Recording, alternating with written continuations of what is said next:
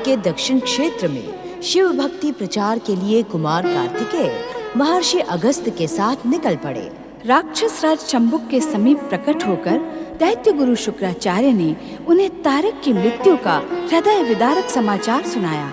पति की मृत्यु से उत्तेजित शांभुकी ने अपने तीनों पुत्रों को अपने पिता की मृत्यु का प्रतिशोध लेने का आदेश दिया। तभी दिति वहाँ पर प्रकट होती है। से प्रतिशोध लेकर स्वर्ग, पृथ्वी और पाताल को पुनः प्राप्त करना है। जाओ।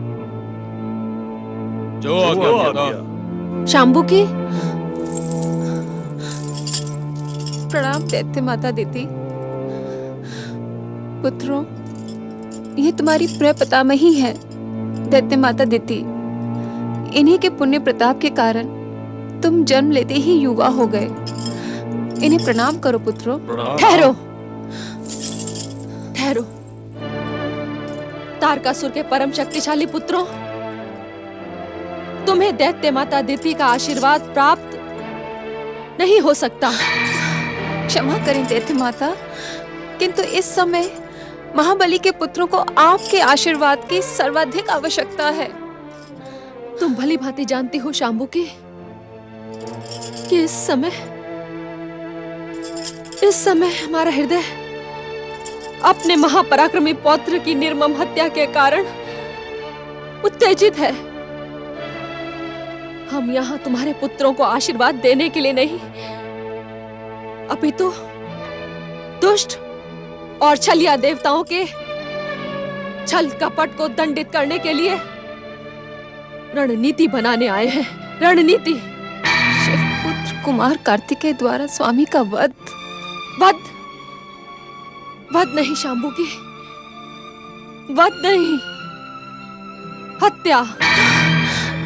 दुष्ट देवताओं ने मेरे वरदानी पौत्र तारकासुर के विरुद्ध भयानक षड्यंत्र रचा है। ये दैत्य जाति का दुर्भाग्य है कि उसके विरुद्ध षड्यंत्र की योजना मेरे ही सम्मुख बनी थी। अर्थात का ज्ञान प्राप्त कर लेना तुम चारों के लिए परम आवश्यक है, परम आवश्यक। हमें ज्ञात कराए प्रपितामही कि हमारे महान पिता की हत्या का षड्यंत्र किसने और कहां बनाया। और पितामही, अपने पिता के हत्यारे को दंडित करने के लिए हमारा हृदय धधक रहा है। कौन है जिसने दैत्य जाति को चुनौती देने का दुस्साहस किया है? प्रपितामही, हम महान तारकासुर के पुत्र हैं। आप मात्र उस दुष्ट पापी का नाम बताइए जिसने हमारे पिता के प्रति षड्यंत्र रचाया था। हम उसे भूलोक तो क्या, यमलोक में भी शांति से बैठने नहीं देंगे। बताएं प्रपितामही, कौन है वो दुष्ट? वो दुष्ट और कोई नहीं, तुम्हारा अति निकट संबंधी है। वरदानी तारकासुर का पितामह और तुम्हारा प्रापितामह।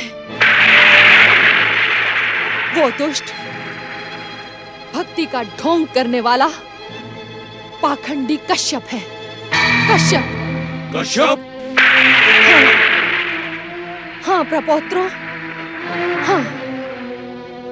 अपने पुत्र देवताओं की सुरक्षा के लिए अदिति ने पाखंडी कश्यप के साथ मिलकर महान तारकासुर के अंत के लिए श्री महागणेश की घोर आराधना की, जिससे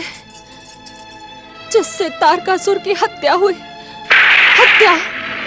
हमें आज्ञा दे प्रपितामही कि हम अपने पिता के हत्यारे को उचित दंड दे सकें। पर पितामही, हम आपको वचन देते हैं कि हम अपने पिता के साम्राज्य को पुनः स्थापित करके दुष्ट, स्वार्थी और छलिया देवताओं को यमलोक पहुंचा देंगे। हमें अपनी शक्ति पर पूरा विश्वास है प्रपितामही। हम संसार में ऐसा भयानक विस्फोट करेंगे संसार हमारा नाम सुनकर थर थर कांपेगा। हम दैत्य जाति का ध्वज संसार में लहरा देंगे। मुझे तुम्हारी शक्ति पर पूर्ण विश्वास है,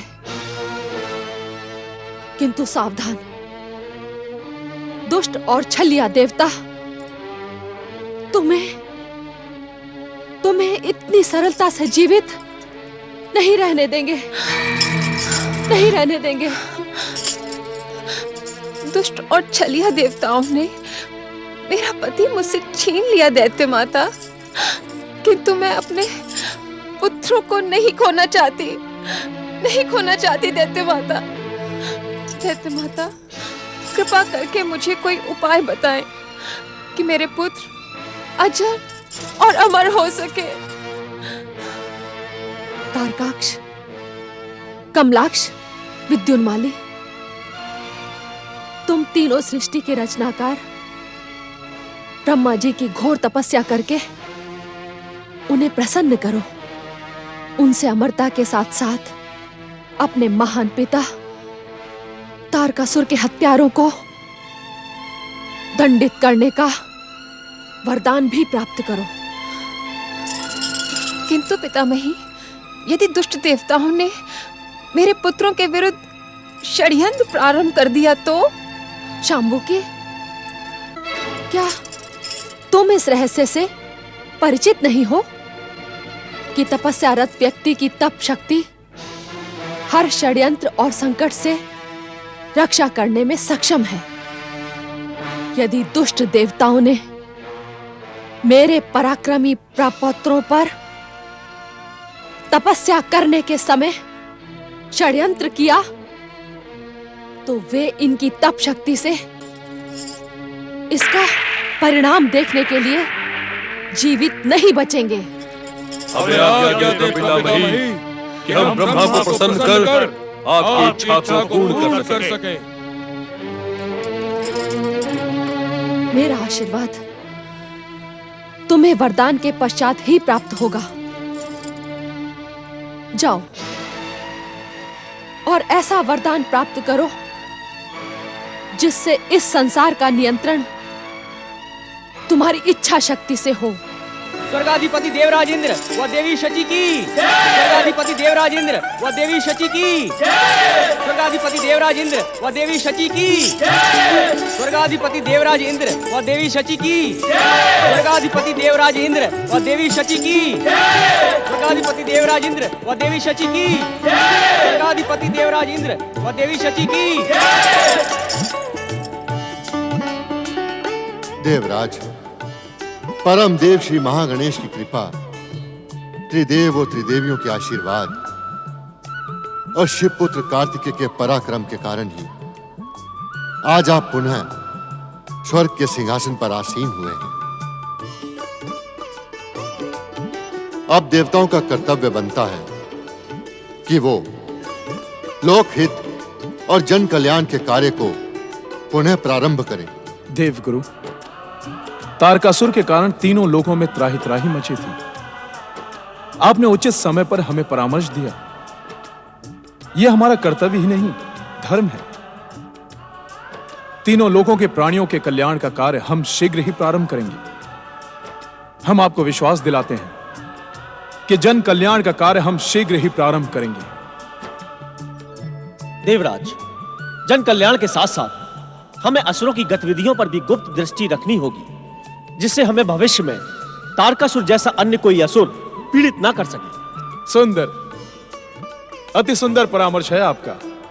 किंतु इस बात का भी विशेष ध्यान रखें देवताओं कि असुरों की गतिविधियों को देखते हुए कहीं आप जन कल्याण और लोकहित के कार्यों को भूल ना जाएं। नहीं, नहीं देवगुरु, लोकहित और जन कल्याण देवताओं की प्रथम प्राथमिकता है। पवन देव, अग्निदेव, वरुण देव, आप तीनों वरिष्ठ देवता हैं।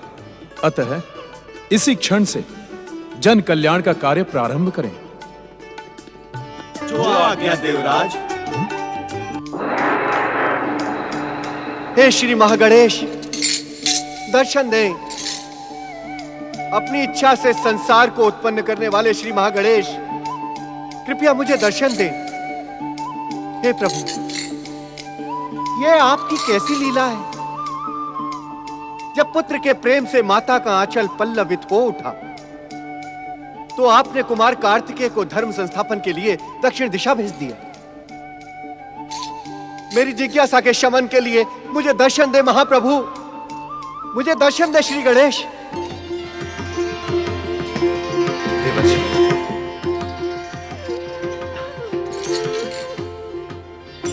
जय श्री महागणेश।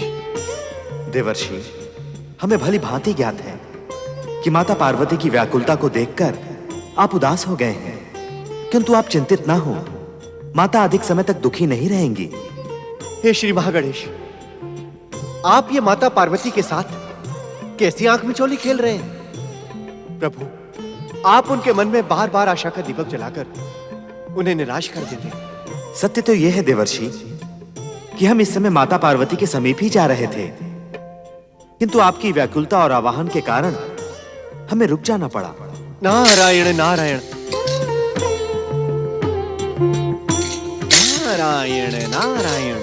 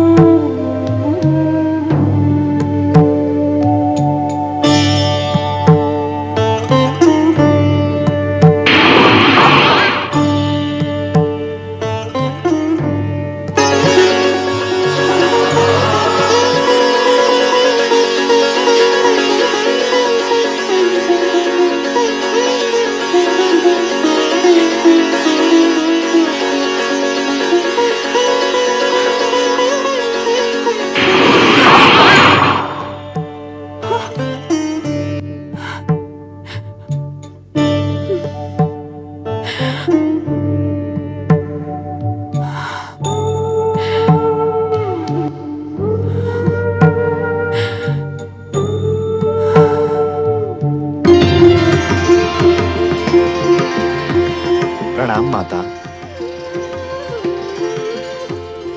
महागणेश, माता, आपकी उदासी हमें आपके और निकट ले आई है। आपने तो कहा था कि भैया कार्तिकेय के संग खेलने का आकर्षण आपको शीघ्र ही अवतार धारण करने पर विवश कर देगा, किंतु ये कैसी लीला है? आपने कार्तिकेय को ही मुझसे दूर कर दिया। माता, आप चिंतित ना हो। जब हम आपके दूसरे पुत्र के रूप में दिव्य अवतार धारण करेंगे, तब भैया कार्तिकेय को दक्षिण से कैलाश लौटा लाएंगे। आपकी ये बात मुझे अत्यंत प्रिय लग रही है, परंतु आपको अपने पुत्र रूप में ना पाकर मेरी निराशा बढ़ती जा रही है। आज आपको उत्तर देना ही होगा परमदेव। कैसा उत्तर माता? बताएं परमदेव श्री महागणेश, मुझे और कितनी प्रतीक्षा करनी पड़ेगी? प्रतीक्षा तो अब समाप्त समझे माता। भैया कार्तिकेय शिव तेज से प्रकट हुए थे और हम आपके दिव्य तेज से अवतार धारण करेंगे। हम आपको वचन देते हैं माता कि हम आपको अधिक प्रतीक्षा नहीं करवाएंगे। हम शीघ्र अवतार धारण करेंगे। हम शीघ्र ही अवतार धारण करेंगे। आप चिंता ना करें माता, हम शीघ्र अवतार धारण करेंगे। जागे स्वामी, जागे। अपनी इस योग निद्रा को तनिक विराम दे। जागे स्वामी, अपनी चरणदासी की जिज्ञासा का शमन करें। एक प्रश्न ने मुझे उद्विग्न कर रखा है। जागे स्वामी।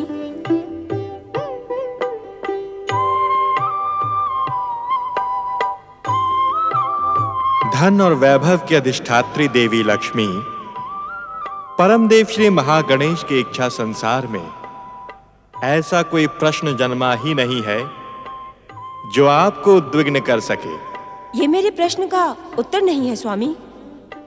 हमें ज्ञात है देवी लक्ष्मी कि अपनी दिव्य दृष्टि से शक्ति स्वरूपा देवी पार्वती को देखकर तुम उद्विग्न हो गई हो। हाँ प्रभु, परमदेव श्री महागणेश ने गौरी पुत्र के रूप में अवतार धारण करने का वचन दिया था, किंतु ये परम पावन वचन प्राप्त करके भी शक्ति स्वरूपा देवी पार्वती का चित्त अशांत है। ज्ञात नहीं कि उनकी पुत्र कामना कब और कैसे पूरी होगी। ज्ञात नहीं कि परमदेव श्री महागणेश की ये लीलाएं कब तक यूं ही चलती रहेंगी। देवी लक्ष्मी, परमदेव श्री महागणेश की जो लीला इस समय हमें दिखाई पड़ रही है वो वास्तव में विधि का विधान ही है। इस कारण उद्विग्न होने की आवश्यकता नहीं है। विधि का विधान क्या है स्वामी? देवी लक्ष्मी, विधि का विधान यही है कि आप त्रिदेवियां जगत माता जगदम्बा का दिव्य पद प्राप्त कर चुकी हैं। इसी कारण आप अपनी कुक्षी से किसी संतान को जन्म नहीं देंगी। देवी लक्ष्मी, इस सत्य का आपको तो भली भांति ज्ञान होगा। ऐसी स्थिति में परमदेव श्री महागणेश अपने वचन का पालन कैसे करेंगे? शिव संघिनी देवी पार्वती के पुत्र के रूप में दिव्य अवतार कैसे धारण करेंगे? परमदेव श्री महागणेश का वचन पूर्ण होना इस संसार का अटल सत्य है, किंतु क्या स्वामी? इस समय तुम्हें और नारद को इस प्रश्न का उत्तर देना परमदेव की इच्छा के विरुद्ध होगा। नारायण नारायण। भक्तवत्सल, मुझे क्षमा करें, मुझे क्षमा करें। अपने प्रश्नों के उत्तर माता लक्ष्मी के श्रीमुख से सुनकर मैं मौन खड़ा रहा। भक्तवत्सल, मुझे क्षमा करें, मुझे क्षमा करें। देवर्षि, जिस प्रकार आप मौन खड़े थे उसी प्रकार मौन रहें तो उचित होगा। क्योंकि इस समय परमदेव श्री महागणेश की लीला की शांत भाव से प्रतीक्षा करने के अतिरिक्त अन्य कोई उपाय नहीं है। जो आज्ञा श्री हरि।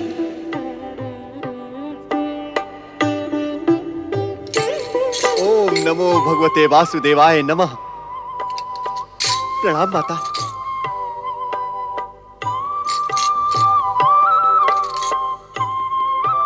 नारायण नारायण नारायण, श्रीमन नारायण नारायण नारायण। ओम नमः शिवाय, ओम नमः शिवाय, ओम नमः शिवाय, ओम नमः शिवाय। नारायण नारायण। परमदेव श्री महागणेश ने तो कहा था कि वे कैलाश की ओर जा रहे हैं, किंतु कैलाश पर तो उनका एक भी परम पावन चिन्ह नहीं दिखाई पड़ता।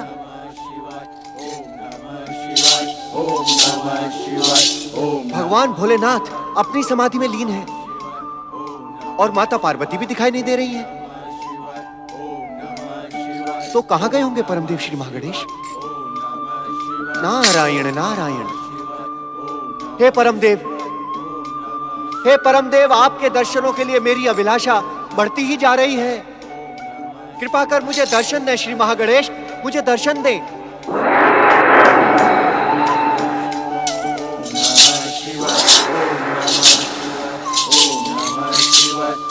ओम नमः शिवाय, ओम नमः शिवाय, ओम नमः शिवाय, ओम नमः शिवाय, ओम नमः शिवाय, ओम नमः शिवाय। नारायण नारायण।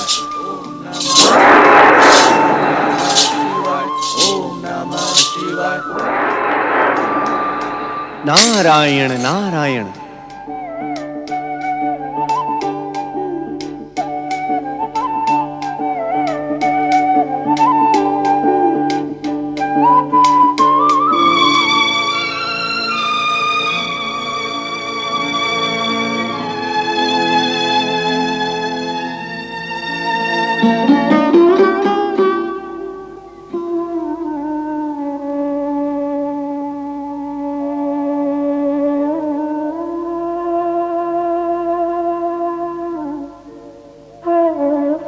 सर्व मंगल मांगल्ये शिवे सर्वार्थ साधिके शरण्ये त्र्यंबके गौरी नारायणी नमोस्तुते।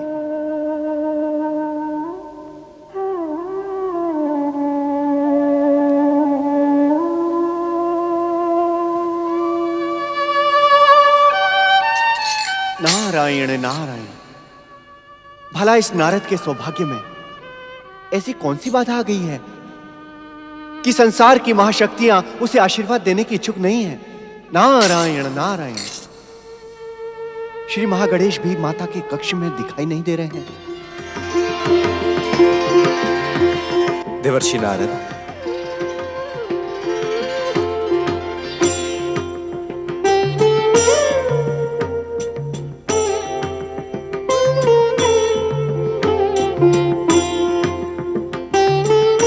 देवर्षि नारद,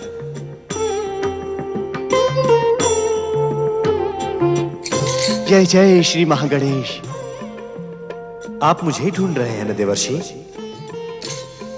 परंतु मैं ढूंढने पर भी आपको दिखाई नहीं दूंगा। नारायण नारायण, ऐसा क्यों प्रभु? क्या आप अपने आशीर्वाद से इस नारद के सौभाग्य कोष में वृद्धि करने के इच्छुक नहीं हैं? बात ये नहीं है देवर्षि। नारायण नारायण, श्री महागणेश, तो बात क्या है? देवर्षि, आपको भली भांति ज्ञात है कि माता पार्वती के पुत्र के रूप में मेरे दिव्य अवतार धारण करने का समय अब निकट आ गया है। नारायण नारायण, जय जय श्री महागणेश। आपके दिव्य अवतार धारण की प्रतीक्षा तो ये संसार ना जाने कब से कर रहा है प्रभु, किंतु मेरा कहा आप क्षमा करें। आपके अवतार धारण करने से मुझे दर्शन ना मिलने का क्या संबंध है प्रभु? संबंध है देवर्षि। अब मेरे प्रत्यक्ष दर्शन माता पार्वती के पुत्र रूप में दिव्य अवतार लेने तक किसी के लिए संभव नहीं होंगे। मैं समझ गया प्रभु, अर्थात आपके अवतार धारण करने का शुभ अवसर अति निकट आ गया है। नारायण नारायण। किंतु परमदेव, क्या आपने माता पार्वती को आश्वस्त किया है? हमने अपने वचन का पालन किया है, किंतु आप हमारे वचन पर शंका क्यों कर रहे हैं देवर्षि? नारायण नारायण, शंका नहीं प्रभु, ये तो मैं जिज्ञासावश आपसे पूछ रहा हूँ। भला आपके वचन पर शंका करने का दुस्साहस ये दीनहीन नारद कैसे कर सकता है? किंतु प्रभु मैं... किंतु क्या देवर्षि? हे श्री महागणेश, यदि आपने माता पार्वती को आश्वस्त किया होता तो माता पार्वती इस समय ध्यान में खोई ना रहकर आपको पुत्र रूप में पाने के आनंद से आनंदित होती। कैलाश पर शांति एवं नीरवता के स्थान पर माता का ममतामय स्वर गूंज रहा होता। नारायण नारायण। उद्विग्न ना हो देवर्षि। देवाधिदेव महादेव का यह कैलाश शीघ्र ही माता और पुत्र के अलौकिक और निश्चल प्रेम का साक्षी बनेगा। नारायण नारायण।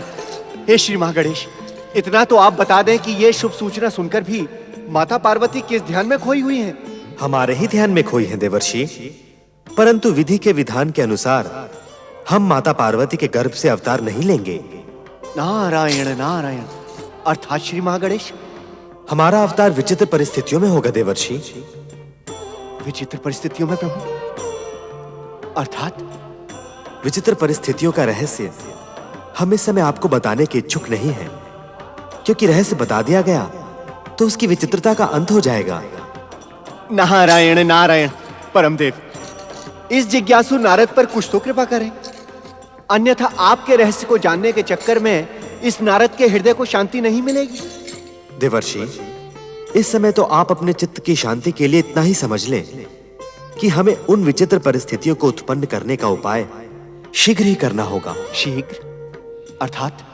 अर्थात आपके प्रश्नों से मुक्ति मिले तो हम विचित्र परिस्थितियां उत्पन्न करने का उपाय करें। नारायण नारायण। क्षमा क्षमा श्री महागणेश, क्षमा। हम विचित्र परिस्थितियां उत्पन्न करने जा रहे हैं देवर्षि। विचित्र परिस्थितियां भी महागणेश की लीला का ही एक अंग थी। श्री महागणेश की इस लीला का सीधा प्रभाव देवी पार्वती के माता पिता पर होना निश्चित था।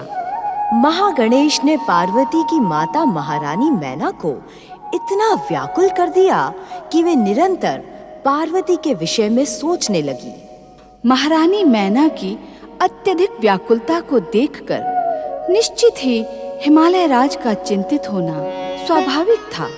चिंतित हिमालय राज मैना को ढूंढते हुए उद्यान में पधार रहे हैं। महाराज हिमालय आज ये उद्यान में पधार रहे हैं।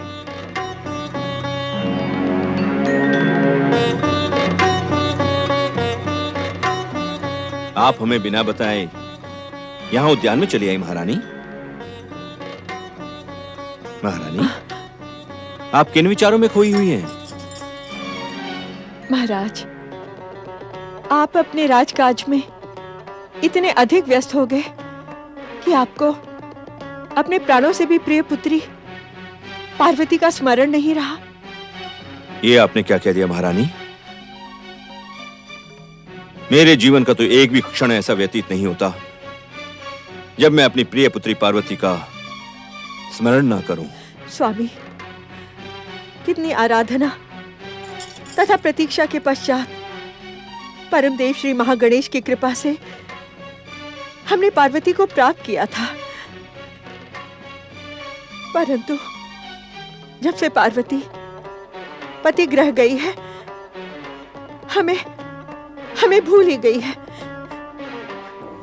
स्वामी, मेरा मन पार्वती से मिलने के लिए व्याकुल हो रहा है। चलिए स्वामी, यदि वो हिमाचल लौटने की इच्छुक नहीं है तो हम चलकर उससे मिलते हैं। किंतु महारानी, बिना शिव शंकर की इच्छा के हमारा कैलाश जाना उचित न होगा। शिव शंकर की इच्छा के बिना हम कब तक अपनी पुत्री से दूर रह सकते हैं? शिव शंकर की इच्छा का ज्ञान हमें कैसे होगा? महारानी, महादेव सर्वज्ञ हैं। निश्चित ही उन्हें हमारी व्याकुलता का ज्ञान होगा। आप धैर्य धारण करें महारानी। शिव शंकर की कृपा से हमें कैलाश जाने का निमंत्रण अवश्य ही प्राप्त होगा। अपने प्राणों से भी प्रिय पुत्री पार्वती से मिलने के लिए अब मैं और धैर्य धारण नहीं कर सकती। स्वामी, ये तो लोक परंपरा है। माता पिता अपनी पुत्री से मिलने के लिए कभी भी जा सकते हैं। आपने सत्य कहा महारानी। लोक परंपरा के अनुसार माता पिता को विवाह के पश्चात अपनी पुत्री से मिलने में कोई बंधन नहीं है।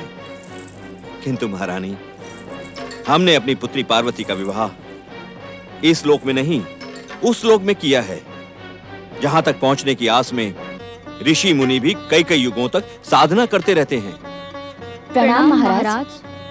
क्षमा करें महाराज, हम अपनी उद्विग्नता पर नियंत्रण न रख सके। असमय यहाँ आने के लिए हमें क्षमा करें। पार्वती की प्रिय सखियों जया और विजया, ऐसी कौन सी उद्विग्नता थी जिसके कारण आप दोनों को इस समय हमारे सम्मुख उपस्थित होने का निर्णय लेना पड़ा? महाराज, अपनी प्रिय सखी पार्वती से मिलने के लिए हमारा मन अत्यंत व्यग्र है। हाँ महाराज, सखी पार्वती के बिना हमारा जीवन शून्य दिखाई पड़ रहा है। हमें अपनी प्रिय सखी पार्वती से मिलने के लिए कैलाश जाने की आज्ञा दे महाराज। हम पर कृपा करें महाराज।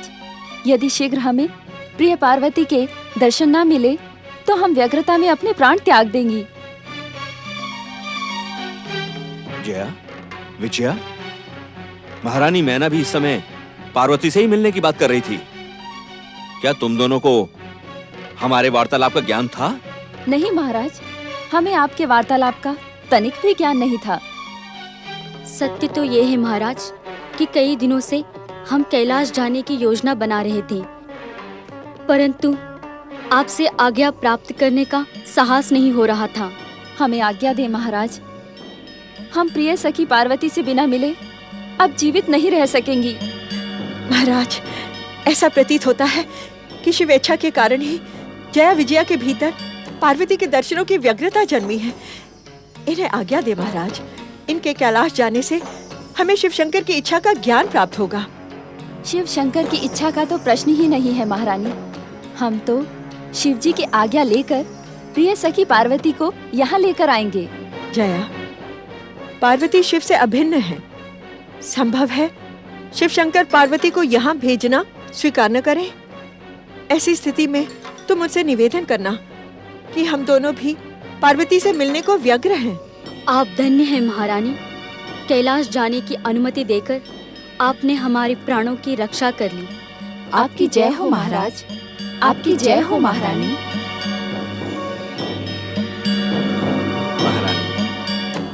परमदेव श्री महागणेश की कृपा का चमत्कार देखा आपने?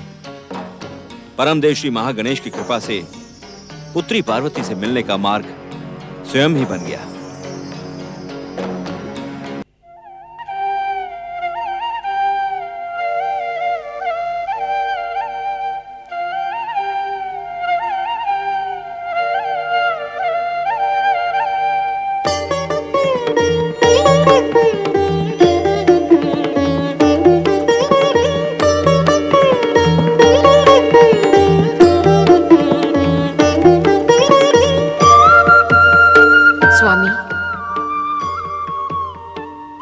आप बहुत लंबे समय तक मौन हैं। न जाने किन गंभीर विचारों में खोए हैं। क्या मैं आपकी इस गंभीरता का कारण जान सकती हूँ? देवी सरस्वती, कभी कभी हम अपने बनाए विधान पर स्वयं ही चकित हो जाते हैं। इस समय हम आप त्रिदेवियों के विषय में ही विचार कर रहे थे। हम त्रिदेवियों के विषय में सोचने की क्या आवश्यकता आ पड़ी है स्वामी? नारायण नारायण। प्रणाम परमपिता। प्रणाम माता। तुम जो जिज्ञासा लेकर ब्रह्मलोक आए हो नारद, वही जिज्ञासा देवी सरस्वती के मन में भी उठ रही है। नारायण नारायण। तब तो परमपिता मेरी जिज्ञासा का निश्चित ही समाधान हो जाएगा। नारायण नारायण। चतुर नारद, देवी सरस्वती की आड़ में तुम अपनी जिस जिज्ञासा का शमन करवाने के इच्छुक हो, वो तो श्री हरि विष्णु पहले ही कर चुके हैं। अब उससे अधिक तुम हमसे क्या जानने के इच्छुक हो नारद? देवर्षि, आप श्री हरि विष्णु के श्रीमुख से हम त्रिदेवियों के विषय में क्या सुनकर आए हैं? तनिक मुझे भी तो बताएं। नारायण नारायण। परमपिता, इस प्रश्न का उत्तर तो आप ही दें। कृपया मुझे इस धर्म संकट में ना डालें। नारायण नारायण। सत्य तो यही है परमपिता कि मैं यही ज्ञात करने आया था कि आपने त्रिदेवियों के विषय में ऐसा विचित्र विधान क्यों बनाया है। नारद, अपने अज्ञान में तुम हमारे द्वारा निर्मित विधान को विचित्र कहकर हमारी उपेक्षा कर रहे हो। क्षमा परमपिता, क्षमा। परमपिता, अपनी जिज्ञासा की उद्विग्नता में मुझसे भूल हुई है। मेरी भूल पर मुझसे रुष्ट न हो परमपिता। मुझे अज्ञानी और मूढ़ बुद्धि समझकर क्षमा करें परमपिता, मुझे क्षमा करें। नारद, परम देव श्री महागणेश की इच्छा संसार में हर विधान प्रकृति, धर्म, सभ्यता, संस्कृति और संसार के हित में ही निर्धारित किया जाता है। इस कारण त्रिदेवियों के संबंध में निश्चित विधान पर प्रश्न अथवा तर्क करना अनुचित है। नारायण नारायण। श्री हरि विष्णु ने तुम्हें प्रतीक्षा करने का परामर्श दिया था ना? श्री हरि के परामर्श को आदेश मानकर प्रतीक्षा करना ही तुम्हारे लिए उचित होगा नारद। जो आज्ञा परमपिता। प्रणाम माता। नारायण नारायण नारायण। श्रीमन नारायण नारायण नारायण। ब्रह्मदेव, देवर्षि नारद भी अधूरी बात कहकर चले गए। अब आपको मेरी जिज्ञासा का समाधान करना ही होगा। देवी सरस्वती, अपनी जिज्ञासा के समाधान के लिए आपको श्री महागणेश के दिव्य अवतार धारण करने तक प्रतीक्षा करनी होगी। ऐसा क्यों स्वामी? ज्ञान और विद्या की अधिष्ठात्री देवी सरस्वती, हम इस समय आपकी जिज्ञासा का शमन करने में विवश हैं और हमें विश्वास है आप हमारी व्यवस्था को अन्यथा नहीं लेंगी।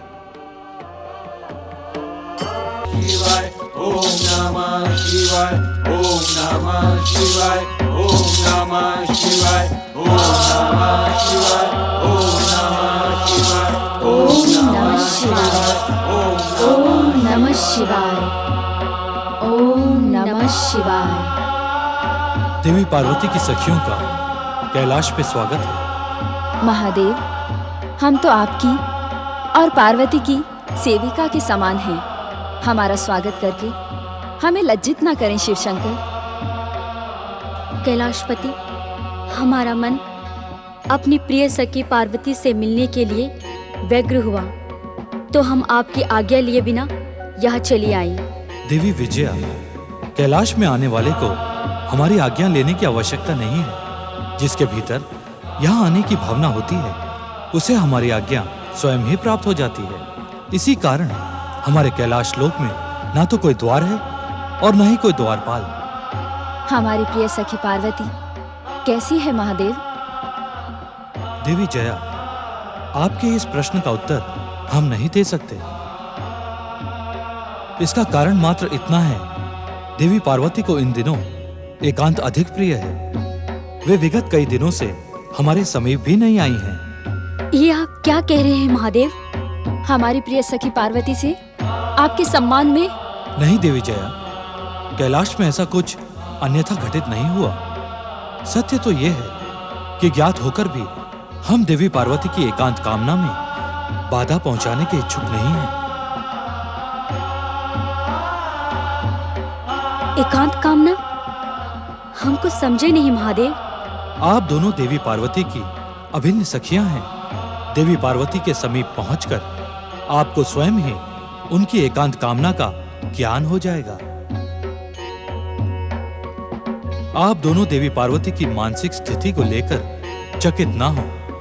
आप बिना आज्ञा के ही उनके समीप जा सकती हैं। नंदीश्वर, आज्ञा भोलेनाथ। देवी पार्वती की प्रिय सखियों को उनके कक्ष का मार्ग दिखाओ। जैसी आपकी आज्ञा भोलेनाथ। आइए पधारें।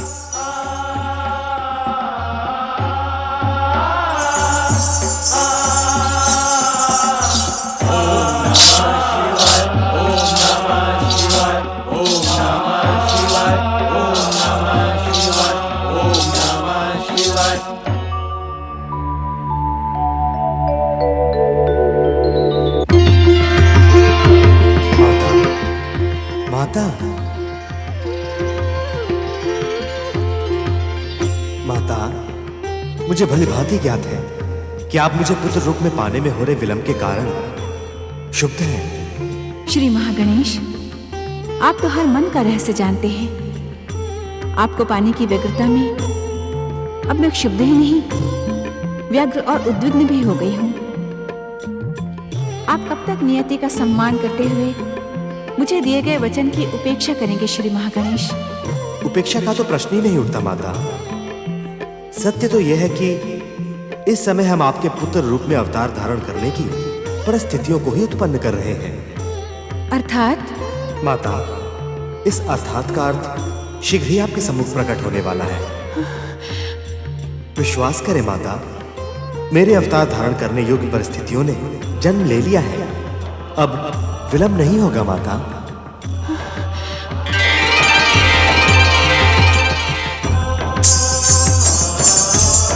प्रणाम माता पार्वती। सखी पार्वती। जया विजया।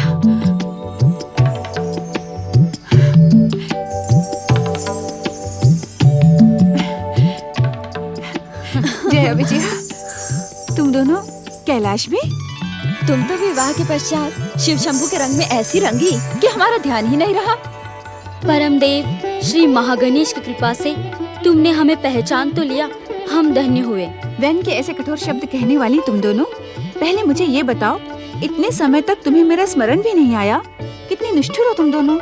निष्ठुर हम भी हैं और तुम भी। ओम नमः शिवाय ओम नमः शिवाय ओम नमः शिवाय ओम नमः शिवाय। नंदीश्वर, अपनी सखियों को देखकर देवी पार्वती प्रसन्न हुई अथवा नहीं, माता अति प्रसन्न हुई। प्रसन्नता से भाव विभोर होकर अपनी सखियों के गले लग गईं। उनको प्रसन्न देखकर भोलेनाथ मैं भी बहुत प्रसन्न हुआ। किंतु इस समय तुम प्रसन्न नहीं, उदास दिखाई पड़ रहे हो नंदी। क्या तुम्हारी प्रसन्नता केवल पार्वती के कक्ष तक ही सीमित थी? क्या तुम अपनी प्रसन्नता हमारे व शिवगणों के साथ बांटने के इच्छुक नहीं हो? प्रभु, मेरी उदासी का कारण कुछ और है। क्या हम उसे ज्ञात नहीं कर सकते? आपसे किसके मन का रहस्य छुपा है भोलेनाथ? सत्य तो ये है कि मुझे चिंता इस बात की हो रही है कि माता पार्वती इन दिनों उदास रहती है और आपसे भी दूर रहती है। न जाने किस विचार में खोई रहती है। भोलेनाथ, कुछ ऐसा उपाय करें कि माता पहले के समान सदा प्रसन्न रहें। आप मेरे निवेदन पर मौन क्यों हो गए स्वामी? नंदी महाराज, देवी पार्वती को प्रसन्न करना हमारे लिए अत्यंत कठिन है। उनके प्रसन्न होने तक अनेक नई परिस्थितियां उत्पन्न हो सकती हैं। जिस विश्वनाथ की कृपा से ये संसार चलायमान हो, उसके लिए क्या कठिन हो सकता है स्वामी?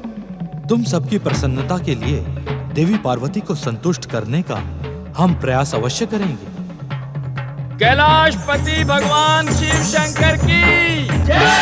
कैलाशपति भगवान शिव शंकर की जय! सत्य कहो पार्वती, हमने तुम्हारी एकांत कामना में कोई बाधा तो नहीं पहुंचाई?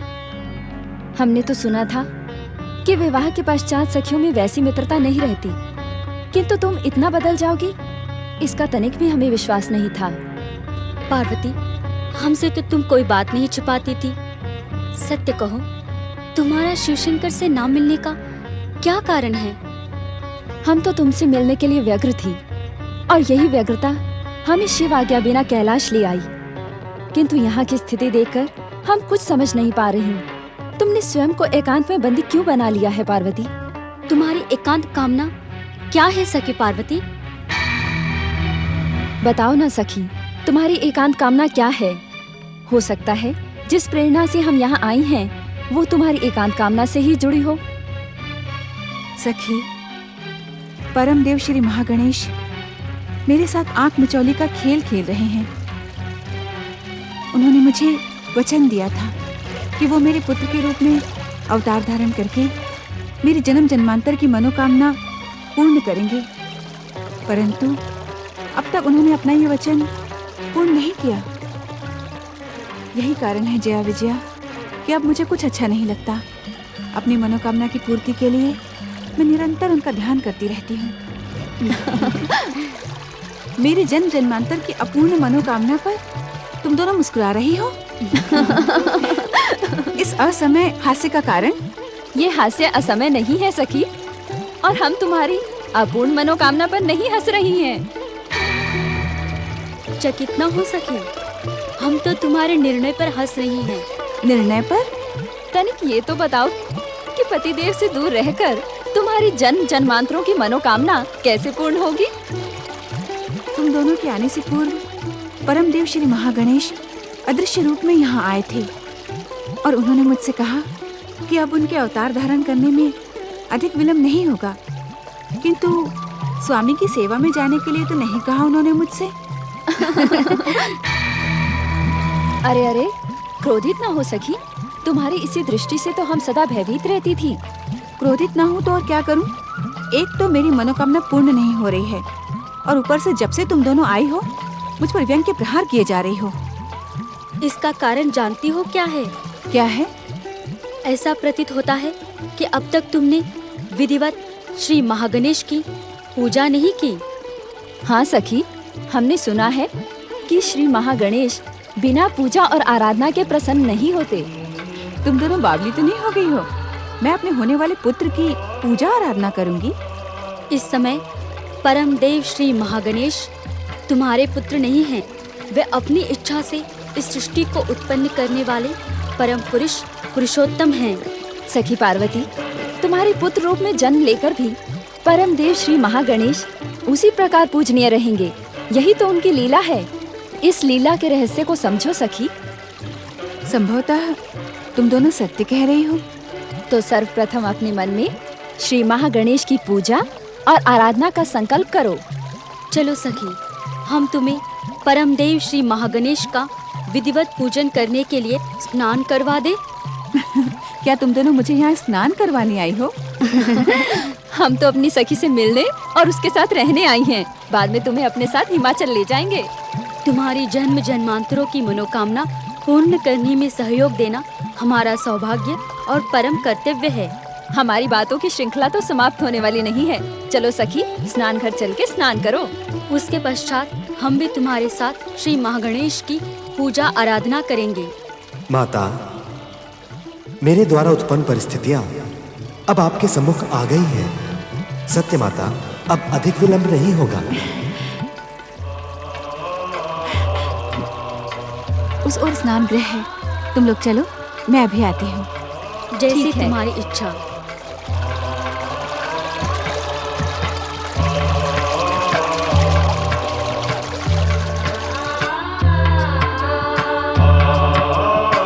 नंदी, नंदीश्वर, नंदी महाराज।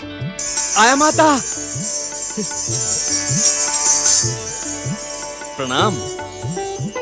देखो नंदी, हम स्नान करने जा रहे हैं। तुम यहीं द्वार पे रहना और किसी को भीतर नहीं आने देना।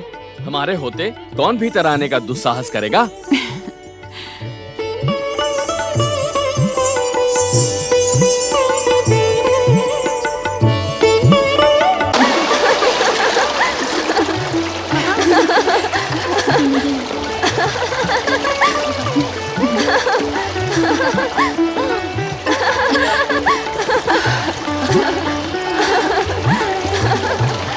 तुम लोगों ने कैलाश आकर मुझ पर बड़ा उपकार किया है। मैं अत्यंत प्रसन्न हूँ।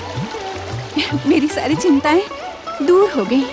सखी पार्वती, महारानी मैना और महाराज हिमालय तुमसे मिलने के लिए अत्यंत व्यग्र हैं।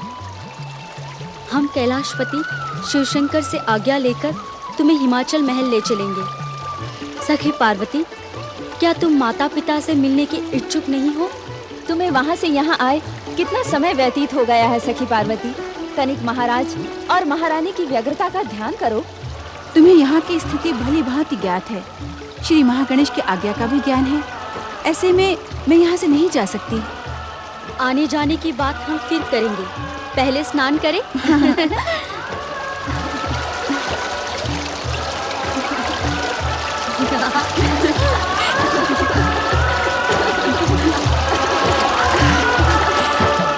सत्य सखी पार्वती, कैलाश का वातावरण स्वप्न और कल्पना से भी अधिक सुंदर है।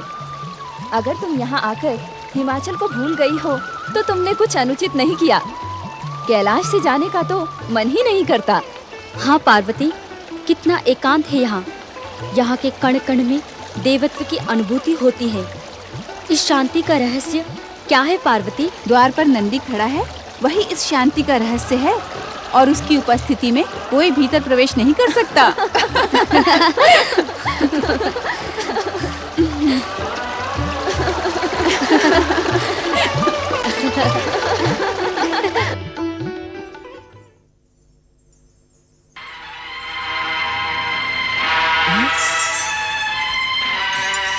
प्रणाम भोलेनाथ। नंदी, क्षमा करें भोलेनाथ, भीतर जाने की आज्ञा नहीं है। किसे आज्ञा नहीं है? किसी को भी नहीं। किसी को भी? अर्थात महादेवी की आज्ञा है कि किसी को भी भीतर प्रवेश ना करने दिया जाए। क्षमा करें भोलेनाथ, मैं तो महादेवी की आज्ञा के वश में हूँ। मूर्ख, मूढ़ बुद्धि, तू महादेवी के लिए मुझे किसी और कोई में गिनता है? मैं महादेवी का पति हूँ। ये तो सारा संसार जानता है कि आप महादेवी के पति हैं, किंतु मैं तो महादेवी की आज्ञा का पालन कर रहा हूँ। महादेवी की आज्ञा का पालन करते समय महादेव की आज्ञा का क्या होगा नंदी? महादेव की आज्ञा तो नंदी के लिए परम कर्तव्य है स्वामी। तो मैं तुझे आज्ञा देता हूँ कि मेरे मार्ग से हट जा नंदी। ऐसी आज्ञा ना दे भोलेनाथ जो महादेवी की आज्ञा के विरुद्ध हो। मूर्ख, मूढ़ बुद्धि, तू संसार में मेरा सेवक, मेरा वाहन कहलाता है। शिवांश से जन्म पाता है और आज्ञा महादेवी की मानता है। रहस्य की बातें तो मैं नहीं जानता भोलेनाथ, किंतु इतना अवश्य जानता हूँ कि आप और महादेवी अभिन्न हैं। आप दोनों में अंतर करना महापाप है। बता नंदी, शिव और पार्वती में श्रेष्ठ कौन है? दोनों ही सर्वश्रेष्ठ हैं। इस प्रकार हमें धर्म संकट में ना डालें भोलेनाथ। कृपा करके आप यहाँ से लौट जाएं। लौट जाऊं? बिना पार्वती से मिले लौट जाऊं? तेरी इच्छा के कारण? मेरी इच्छा के कारण नहीं, माता पार्वती की आज्ञा के कारण आप लौट जाएं भोलेनाथ। क्यों ना मैं तुझे ही लौटा दूं। चल हट जा मेरे रास्ते से। देवी पार्वती, तुम कहाँ हो?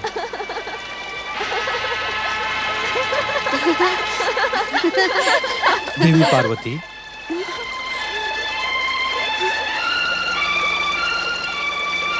स्वामी, इस समय हम स्नान कर रहे हैं, आप कृपया यहाँ से चले जाएं। ये तुम क्या कह रही हो? शिव और पार्वती तो अभिन्न हैं, फिर ये हमसे संकोच क्यों? बिना सूचना दिए इस प्रकार मेरे स्नान गृह में चले आना क्या आपको शोभा देता है? आप स्वयं सोचिए स्वामी।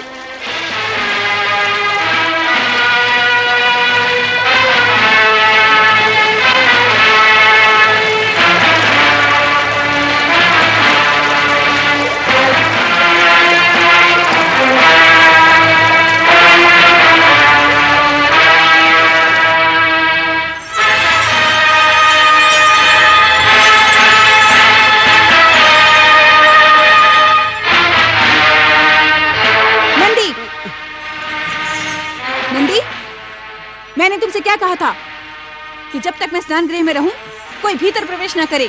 फिर स्वामी को तुमने रोका क्यों नहीं? रोका था माता, रोका था। रोका था? किसे रोका था? तुम्हारे रोकने से कौन रुका? स्वामी भीतर आ गए, तुम इसे रोकना कहते हो? मैंने भोलेनाथ से कहा था माता कि आप भीतर स्नान कर रही हैं, किंतु उन्होंने मेरी एक ना सुनी। मैंने आपकी आज्ञा का बार बार उन्हें स्मरण कराया, किंतु वे मुझे त्रिशूल से धकेलकर भीतर चले गए माता। तुम किसी योग्य नहीं हो, जाओ यहाँ से।